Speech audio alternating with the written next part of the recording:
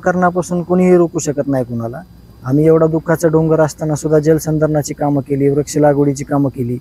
याला आम्ही कुठं डिस्टर्ब झालो नाही चांगले कामं करायला, समाजाची कामं करायला।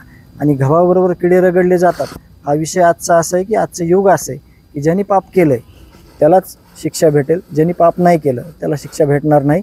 एका निष्पाप माणसाला संपवलं त्यावर जास्त चर्चा करण्यापेक्षा एक आरोपी कसा गुंतलाय आणि त्या आरोपीमुळे कसं उणीव भासते यावरच जास्त यांचं लक्ष केंद्रित आहे। हे एकदम चुकीची गोष्ट आहे। बोललेत आजच, याचं पण उत्तर मी काही दिवसांनी देणार आहे।